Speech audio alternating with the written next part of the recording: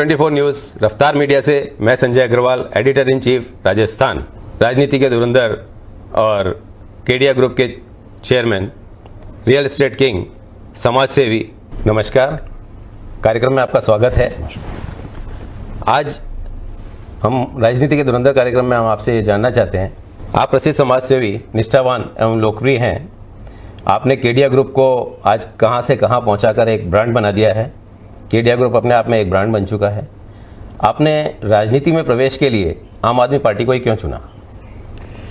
देखिए, ईमानदारी और कर्तव्य निष्ठा की वजह से तो हमने अपने बिजनेस के अंदर प्रगति की और आम आदमियों की ज़रूरतों को समझ करके हमने जो कार्य किया उसकी वजह से आज हम अपनी अलग ही पहचान बनाते हैं रियल एस्टेट व्यापार में। अब रियल एस्टेट व्यापार की पहचान के बाद में मेरे राजनीतिक प्रवेश की इच्छा हुई कि भाई अपन राजनीतिक और समाज का भला कर सकें। समाज के भले के लिए मैं पहले भी समाज के बहुत से कार्यक्रमों को कर चुका हूं और सामाजिक जीवन जीता आ रहा हूं। मेरे बारे में ये आप लोग भी जानते हैं कि मैंने अग्रवाल समाज और जन समाज, सर्व समाज के बीच में मैं अपने सामाजिक कार्यों के वजह से जाना जाता हूं। अब आती है राजनीतिक पार्टी। मैंने आम आदमी पार्टी क्यों ज्वाइन की, उसके पीछे कारण है। आज कांग्रेस और बीजेपी, राजस्थान में दो ही पार्टियां हैं जो चुनाव लड़ती आ रही है। बाकी कुछ पार्टियां, क्षेत्रीय पार्टी जो अपना वजूद जो अलग अलग क्षेत्रों में रखती है, वो भी चुनाव लड़ रही है। लेकिन आज आम आदमी पार्टी जो आवाम की, नागरिकों की, जनता की, महिलाओं की सुरक्षा, शिक्षा, स्वास्थ्य, इन तीनों चीज़ों पे जो हमारे माननीय केजरीवाल जी है, उनका फोकस है कि देश के अंदर हम लोग विकास करें। और देश का विकास तब हो सकता है जब जनता का शिक्षा और स्वास्थ्य से हटेंगे, तब जाकर के उसकी ज़िंदगी को सुचारू रूप से चलाया जा सकता है। इसलिए मैंने आम आदमी पार्टी को ज्वाइन किया और धन्यवाद देता हूं कि आम आदमी पार्टी ने मुझे अपने साथ जोड़ने के लिए जो पहल रखी और मैंने उनके साथ ज्वाइन किया, उसके लिए धन्यवाद देता हूं मैं उनको। राजस्थान में आम आदमी पार्टी 200 सीटों पर अपने प्रत्याशी उतारने जा रही है।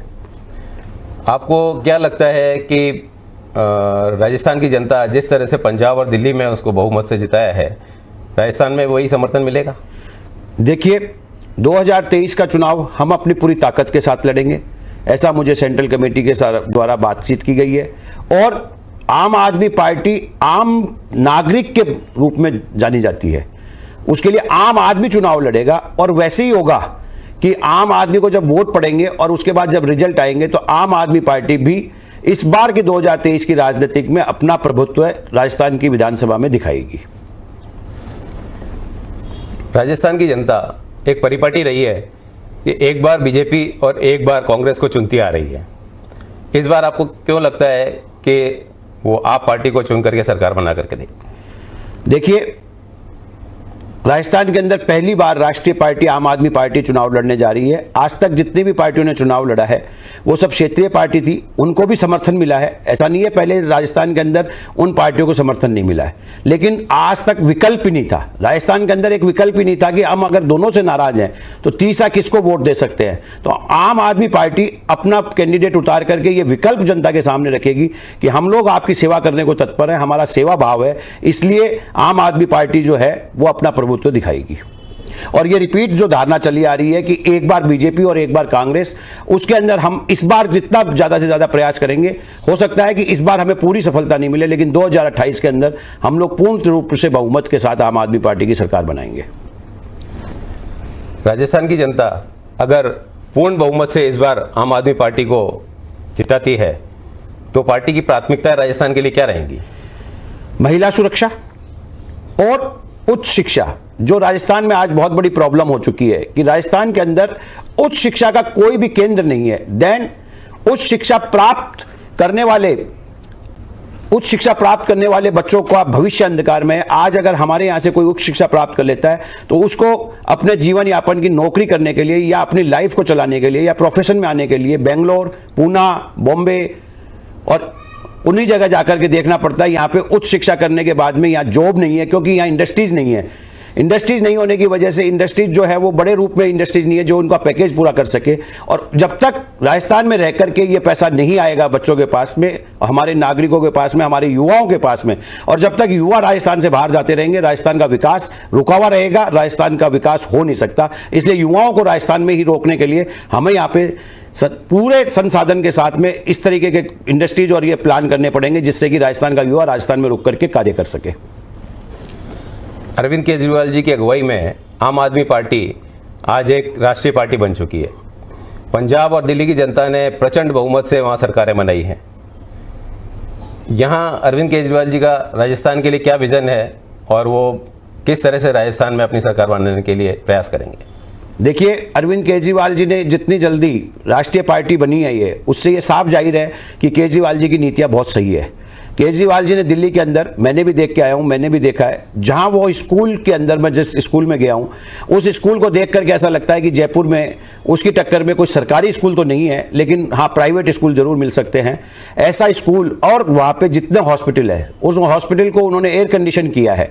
तो ये आम नागरिक को हमने, आम आदमी की समस्याओं को सुनकर के वो कार्य कर रहे हैं, युवाओं को रोजगार मिल रहा है। इन सब चीज़ों की वजह से केजरीवाल जी की नीतियां चलेगी और हम महिला सुरक्षा, युवाओं को रोजगार और शिक्षा और स्वास्थ्य, इन चारों चीज़ों का मुख्य मुद्दा बना करके चलेंगे, जिससे कि हमारे को और राजस्थान का मुख्य मुद्दा बनाएंगे। और महंगाई को कम से कम, आज की तारीख में महंगाई हिंदुस्तान के हिसाब से देखा जाए तो दिल्ली में सबसे कम है, और दिल्ली में सबसे कम होने का कारण है कि केजरीवाल जी की वहाँ पर सरकार है, वही हम राजस्थान को देने की सौगात करेंगे। आम आदमी पार्टी आम आदमी को स्वराज देने वाली पार्टी मानी जाती है। इस विचारधारा को लेकर चलने वाली पार्टी क्या राजस्थान की जनता को स्वराज का वादा कर पाएगी? बिल्कुल। आम आदमी पार्टी का मतलब ही है कि आम आदमी की पार्टी है वो, उसमें हर आम आदमी, मेरा जैसा एक आम आदमी ने जाकर के पर जब बात की और उन्होंने कहा कि अगर आप पार्टी के साथ जुड़ करके काम करना चाहते हैं तो वो स्वराज की कल्पना करना चाहते हैं कि हिंदुस्तान के अंदर स्वराज वापस से आवे। आज जो पार्टियों ने अपने अपने मठाधीश बिठा दिए हैं और उनके वंशानुगत वोट चल रहे हैं, वो स्वराज नहीं है, लोकतंत्र नहीं है। और लोकतंत्र और स्वराज तभी आ सकता है जब हम हर आम आदमी की सरकार में भागीदारी हो, और जब सरकार में आम आदमी की भागीदारी होगी तभी स्वराज कहलाएगा। और इसके लिए आम आदमी पार्टी पूर्णतः प्रयास करेगी कि स्वराज की स्थापना राजस्थान में जरूर से हो। आम आदमी पार्टी किन मुद्दों को लेकर के जनता के बीच में जाएगी और क्या वो अभी तक बीजेपी और कांग्रेस से जो विकास के लिए तरसती रही है वो आम आदमी पार्टी में अपना विकल्प ढूंढ पाएगी? बिल्कुल। दिल्ली और पंजाब आप देखिए, इसका उदाहरण है।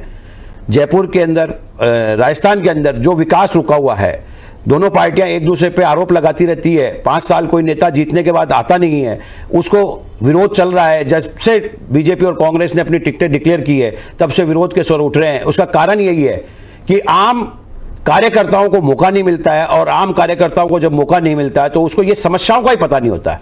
हमारे आम आदमी की जीत ये होती है कि उसको हर छोटी मोटी समस्या, आम आदमी के जीवन में क्या क्या आती है, उसको घर में क्या समस्या आती है, उसको ऑफिस में क्या समस्या आती है, ये सारी समस्याएं आम आदमी समझता है। और जब आम आदमी जब जाकर के सत्ता के गलियारों में चलेंगे तो वो आम जनता की सोचेंगे, और आम जनता की सोचेंगे तो आम आदमी की सरकार बनेगी, आम नागरिक की सरकार बनेगी, आम आवाम की सरकार बनेगी।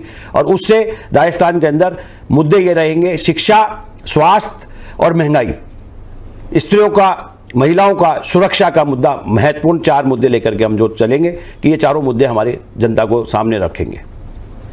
आम आदमी पार्टी के वरिष्ठ उपाध्यक्ष के रूप में आप राजस्थान की जनता से क्या कहना चाहेंगे कि वो आम आदमी पार्टी को क्यों वोट दे? मैं राजस्थान की जनता को एक ही मैसेज देना चाहता हूं।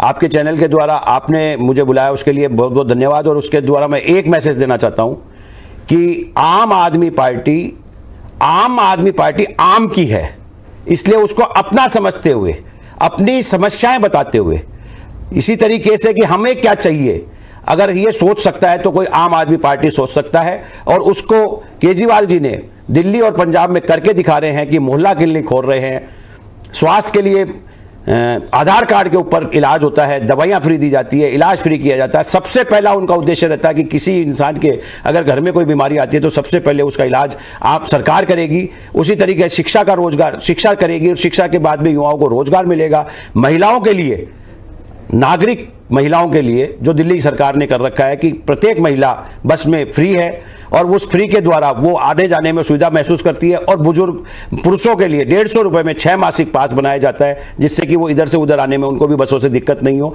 हम आम आदमी को, राजस्थान की जनता को मैं यही कहना चाहता हूं, हम आपके साथ जुड़ करके, आपके साथ मिलकर के काम करेंगे। अगर आप लोग हमें सहयोग देंगे तो हम आपकी समस्याओं का निदान तुरंत करेंगे और आम आदमी आपके साथ जुड़ करके आपके घर तक आपके पास पहुंचेगी। और आम आदमी पार्टी आपके विकास, रोजगार, सुरक्षा, इन तीनों पे खरी उतरेगी। ये मैं राजस्थान की जनता को मैसेज देना चाहता हूं आपके चैनल के द्वारा। तो ये थे आम आदमी पार्टी के राजस्थान के वरिष्ठ उपाध्यक्ष श्री राजेंद्र कुमार केडिया जी। इन्होंने हमारे सवालों के बेबाक जवाब दिए। आपका बहुत बहुत धन्यवाद। मैं, आप लोगों ने मेरे को बुलाया और इस लायक समझा कि मैं भी जनता के सामने रूबरू हो सकूं और मेरा संदेश दे सकूं, इसके लिए मैं आपको न्यूज़ शुभ 24 को बहुत बहुत धन्यवाद देता हूं कि आप लोगों ने मेरे इस आवाज़ को पहुंचाने के लिए, राजस्थान की जनता में पहुंचाने के लिए जो कार्य किया, उसके लिए मैं आपका बहुत बहुत आभारी रहूंगा और ये राजस्थान की जनता भी आपके लिए आभारी रहेगी। धन्यवाद। हम शुभ 24 न्यूज़ रफ्तार मीडिया की तरफ से आपको शुभकामनाएं देते हैं कि राजस्थान में भी आपकी दिल्ली की तरह प्रचंड बहुमत से सरकार बने और आप जनता की सेवा करके इसी तरह से पुण्य कमाते हैं। धन्यवाद। जय हिंद।